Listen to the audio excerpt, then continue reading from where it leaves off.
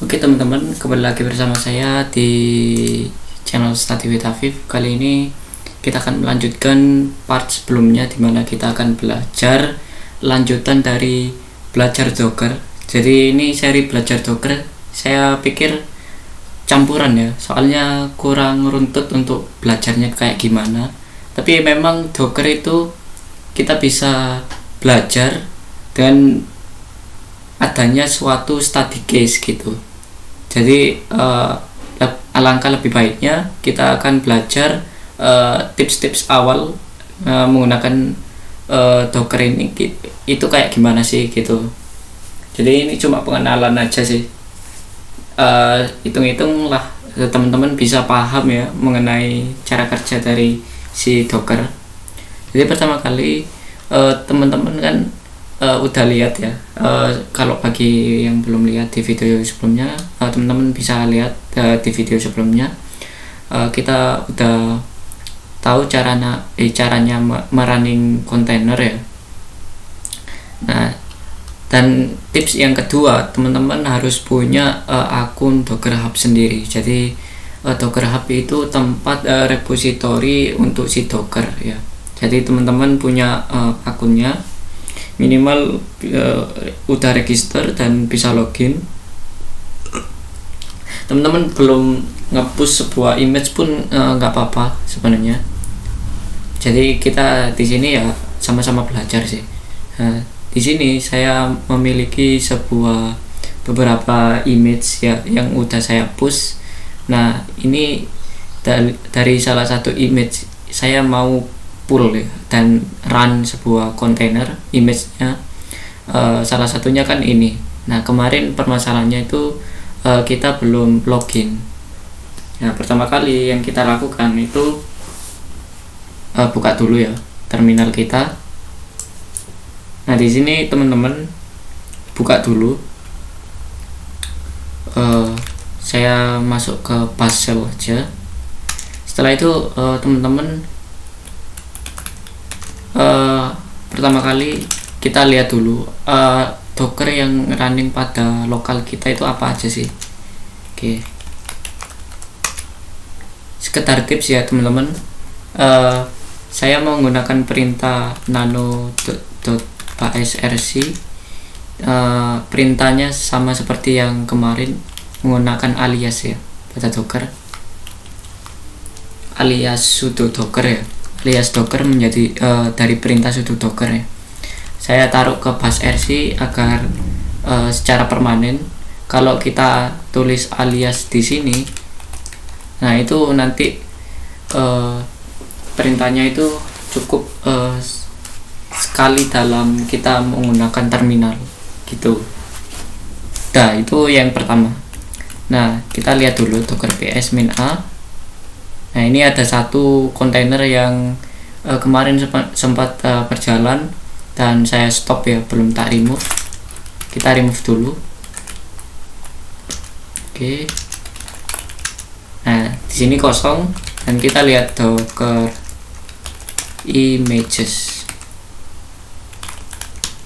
Nah di sini secara lokal kita bisa lihat bahwa docker images, Docker image yang saya taruh ya, maksudnya di lokal kita itu ada beberapa Docker image ya, yang udah saya pull, khususnya hello world ya. Pertama kali kalau kita install Docker, kita remove semua Docker RMI dengan variabel docker ps min q.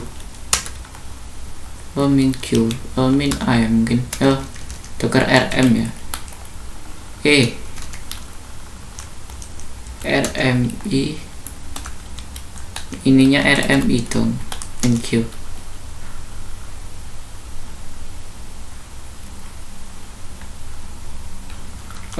Bukan rm, docker image ya, images min q.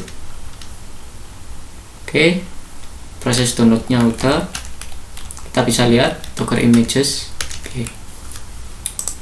Nah itu ya yang pertama, kita udah.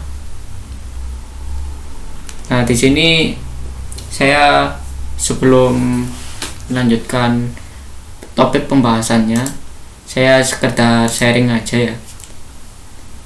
Sebelumnya saya telah melakukan praktek kerja industri pada sebuah startup, di mana startup ini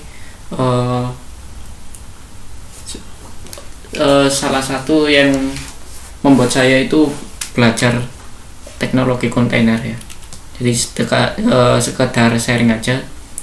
Ini untuk TCP/IP kita udah belajar ya untuk networking. Nah, di sini sekedar overview sedikit karena teman-teman udah saya jelasin ya untuk video sebelumnya. Jadi Docker ada 3 poin utama, yaitu ada yang Docker client, Docker host, sama Docker registry.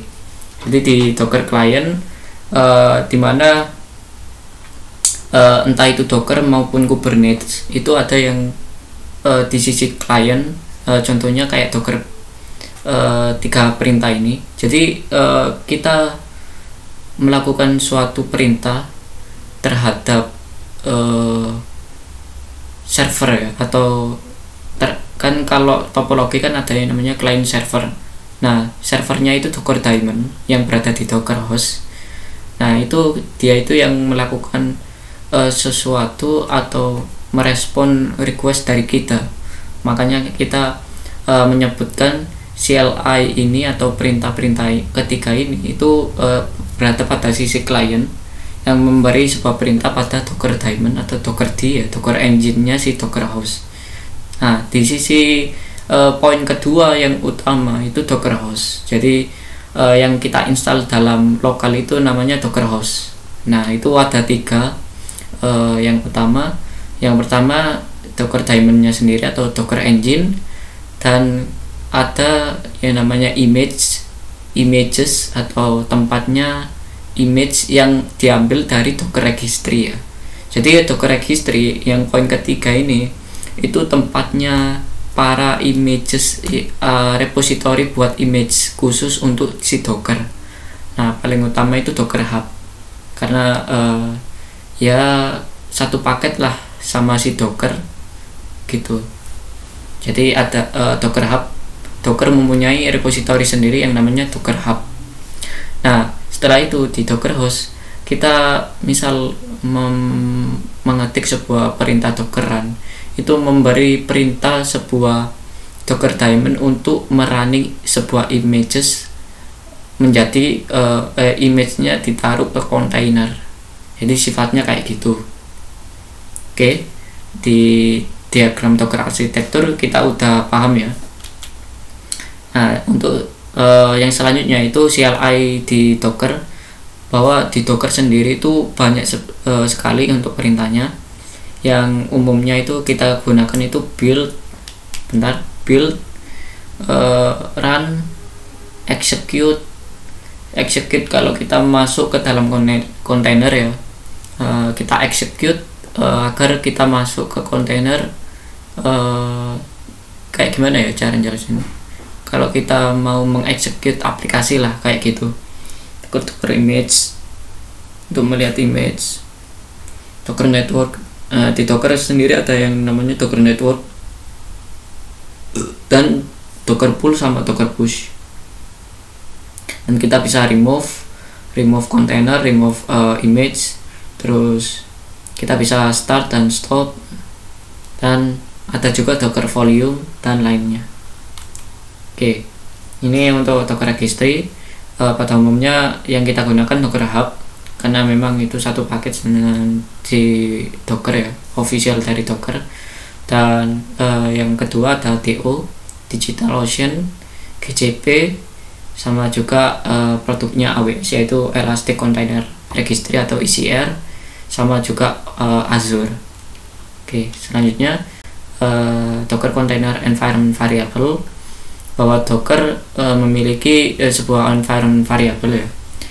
Ketika kita mau menginstal sebuah images yang image-nya itu dia itu mengincludekan sebuah ya namanya ada secret atau passwordnya maupun ada username, kita bisa menganiaskan sebuah user dan secretnya itu menggunakan environment variable atau main A ya dalam perintahnya, karena kita tidak bisa langsung memberi suatu user dan secretnya dalam satu perintah. Nanti kita ketahuan bahwa password dari si layanan ini itu apa.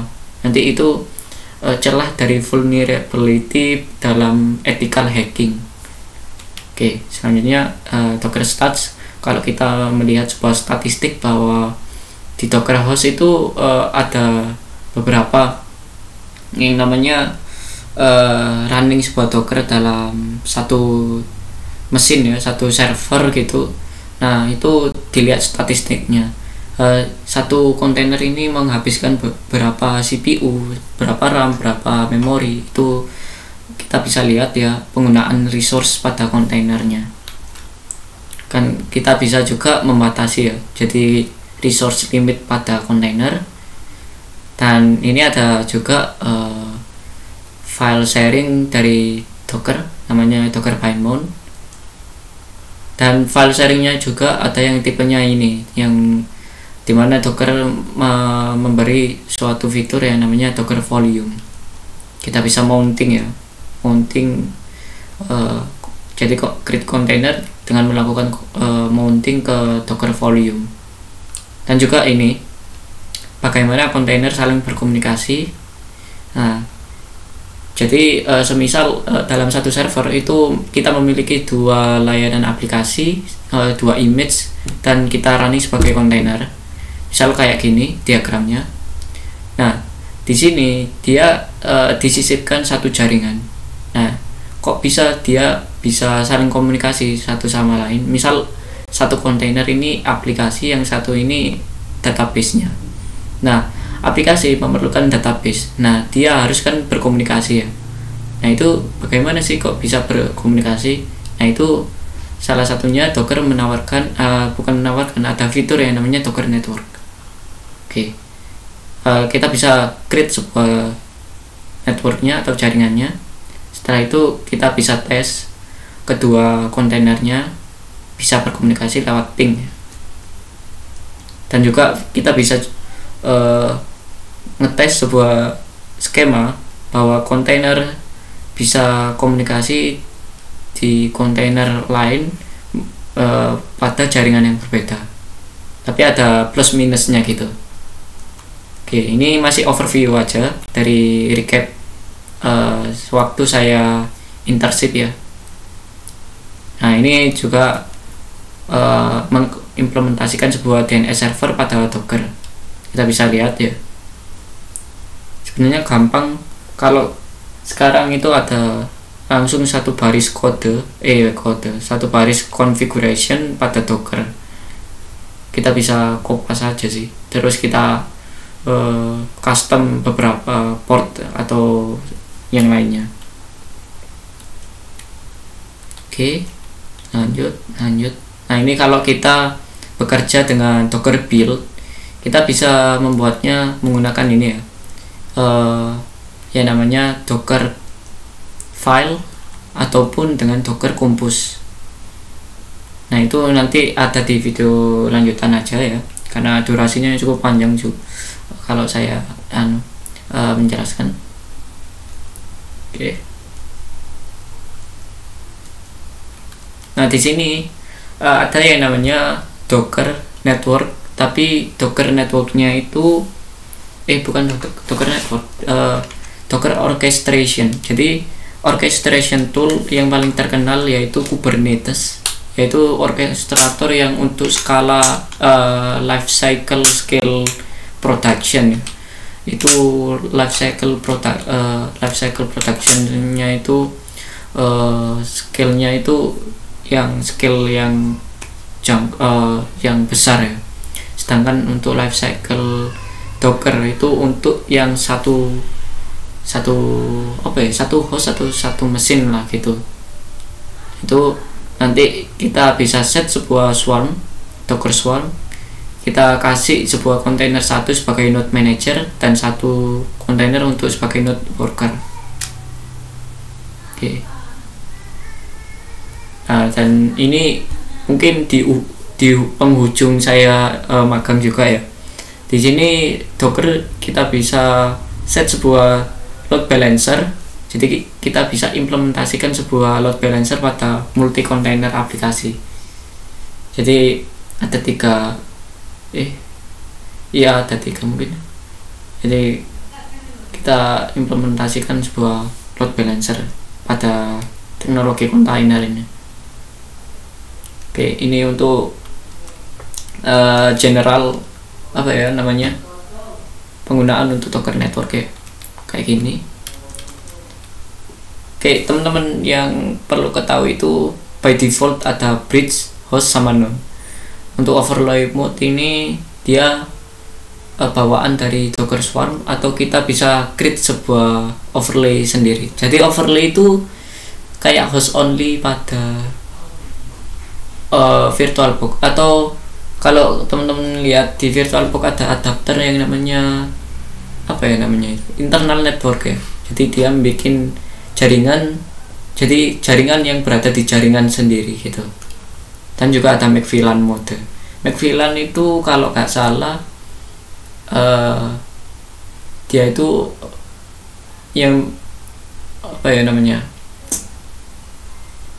ada fitur VLAN pada Mac gitu, mungkin ya kayak gitu ya, tapi agak lupa sih saya kayak gimana. Oke, itu aja untuk general dari si Docker network, Docker dan lain-lainnya ya. Di sini kita perlu mencoba untuk run sebuah Docker yang berada pada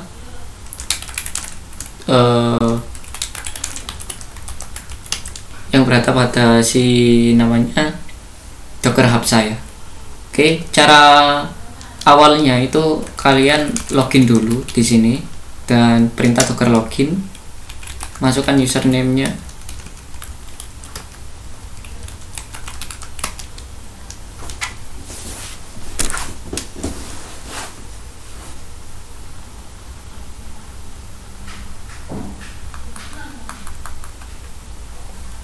Oke, login succeeded. Setelah itu di sini kita bisa lihat Docker search, misal nama aplikasi atau image saya yang saya push ke repository kan rata-rata namanya ada Afif Shawkil, kita tambah ya Afif Shawkil gitu. Nah, di fitur Docker search ini otomatis ya untuk menampilkan image apa aja yang namanya Afif Shawkil. Bentar, ada timeout nih. Kita google.com.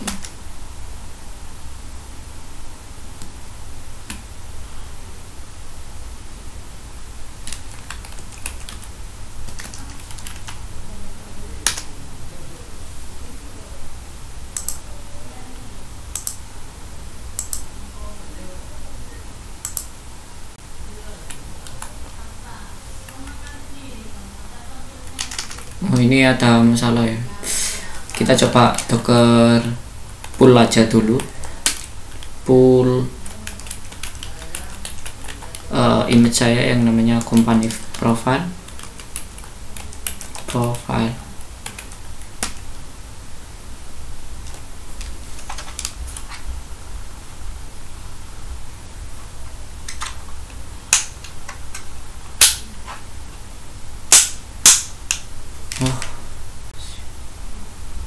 Oke, bentar.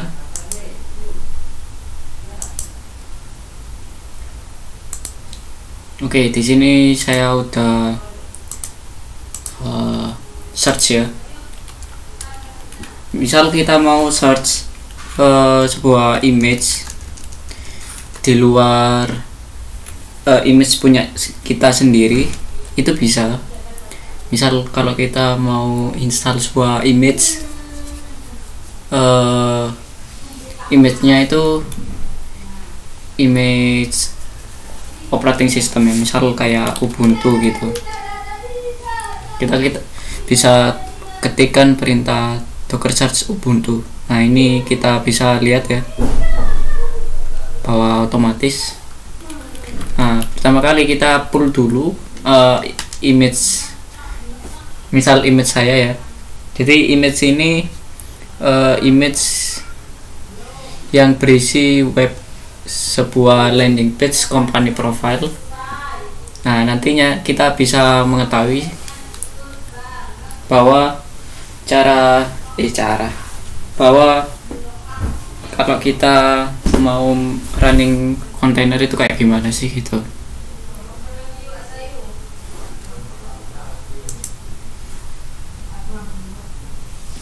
Oke, ini masih proses downloading, kita tunggu ya teman-teman. Tuh, shit. Oke teman-teman, kayaknya saya ada kesalahan ya tadi. Aduh, saya pause, terus saya kira di recordernya itu udah record gitu. Jadi tadi ketinggalan ya. Yang pertama, Docker search-nya udah berjalan tadi. Oke, bentar, mana ya? Wait.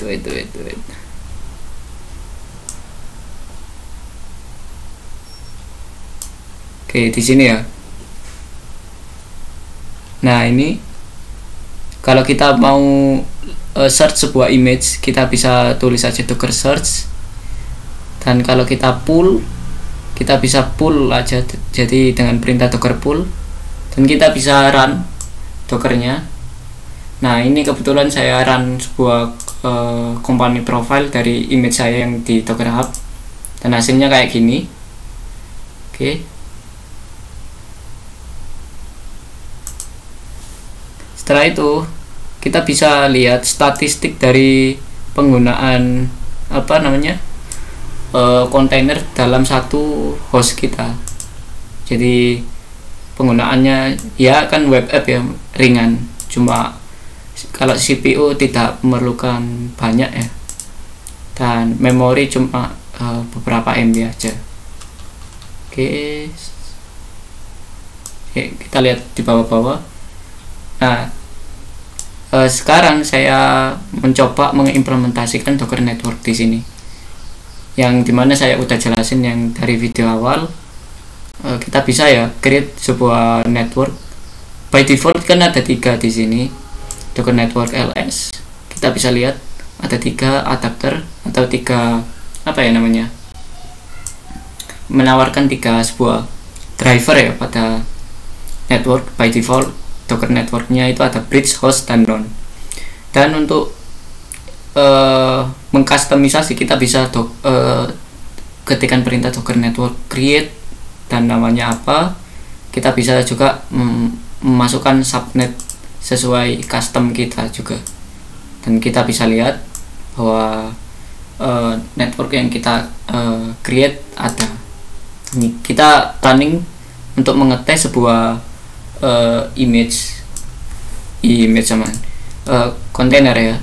Saya attach networknya ke jaringan, dan kita kasih lagi di sini kontainer B sama, image-nya sama, network satu jaringan, dan kita masuk.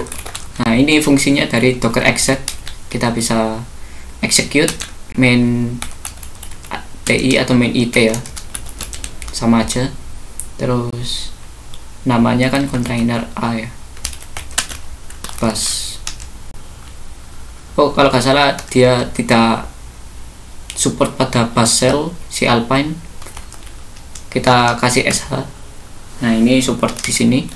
Kita bisa lihat PWD ataupun LSP release min A. Nggak bisa ya. Tokat etc OS release. Nah, ini kita bisa lihat image-nya itu dia itu base layernya dari Alpine Linux, yang dimana kita udah setup Alpine Linux ya dari video sebelumnya.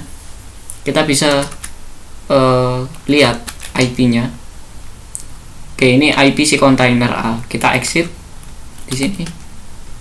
Kita masuk ke kontainer B. kita bisa ping ya, ping ke si IP-nya kontainer A, copy terus paste di sini, enter. Oke. Ataupun kita bisa ping menggunakan nama kontainernya, jadi kontainer A. Oke. Hebat ya, di sini canggih. Oke, itu untuk pengimplementasian tentang sisi Docker client, terus Docker network udah. Kita bisa lihat Docker engine-nya, Docker-D ya, atau ya ini kan prosesnya starting up ya. Docker version, kita bisa lihat ya Docker versionnya. Nah, ini Docker engine-nya, informasi dari Dockernya. Kita menggunakan Docker engine-nya itu versi CE ya, Community Engine, Community Edition. Oke, setelah itu Docker network udah ya. Docker apa lagi di bawah-bawah? Oh, ini yang routing.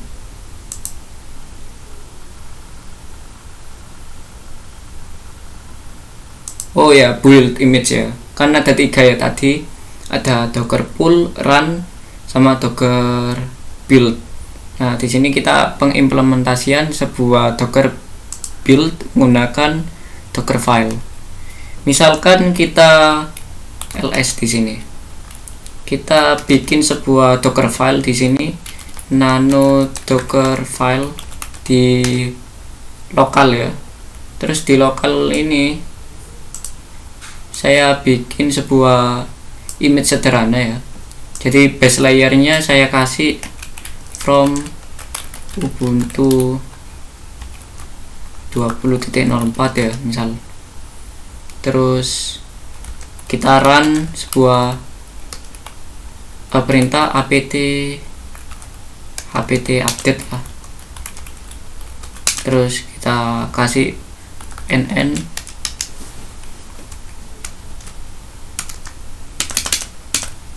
dan kita kasih apt install nginx. Misalkan kita base layernya dari OS Ubuntu, terus dengan perintah update sebuah repositorinya, terus kita install layanan nginx. Setelah itu kita kopikan ke var www html di si Ubuntu-nya, terus kita expose ke port 80 dan 443 ya. Dikasih entry point-nya,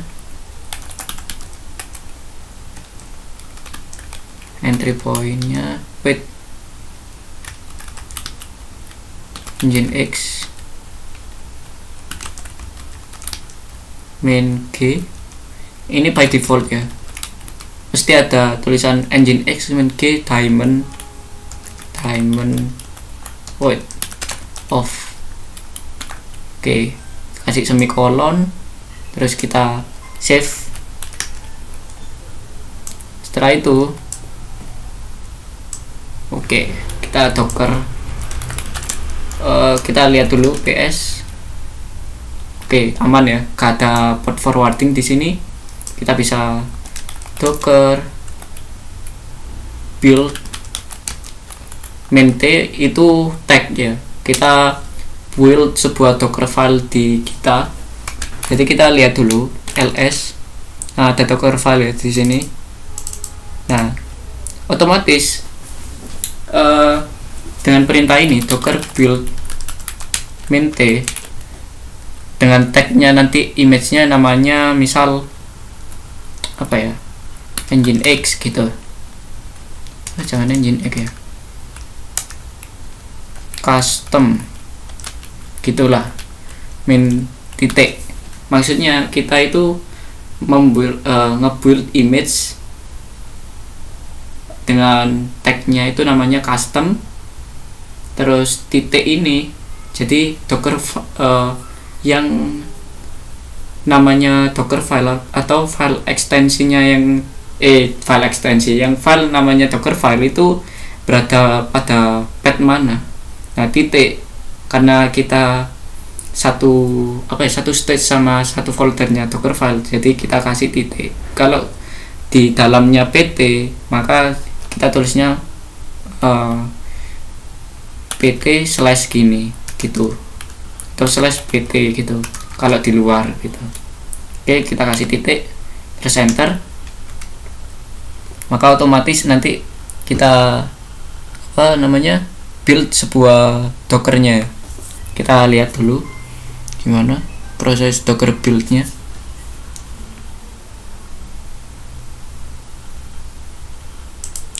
Bentar, tunggu ya.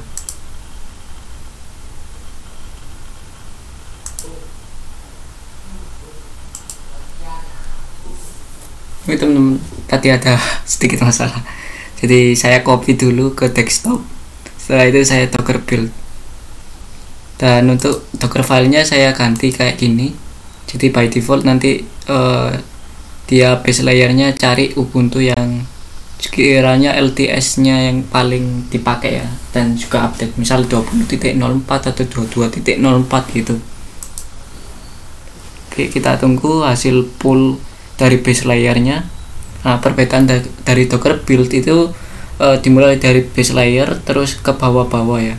Misal dari ini dulu, from base layernya apa, image-nya, terus lanjutannya dia run sebuah baris perintah apa gitu. Setelah itu misal ada ini juga, copy semua yang ada di sini ke var www.html gitu.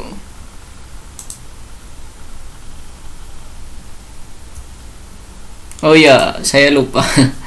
Kalau baris perintah ini, kalau teman-teman menyisipkan indeks HTML sama CSS, misal di folder yang satu file ini, itu bisa teman-teman. Setelah itu baru copy dari host ke punyanya kontainernya yang Nginx atau Ubuntu-nya ini, image Ubuntu-nya ini. Setelah itu di-expose dan kita masukkan entry point-nya si Nginx-nya ini.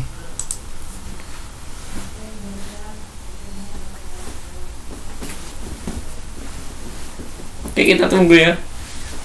Aduh, itu update sistemnya sih. Saya pause dulu videonya.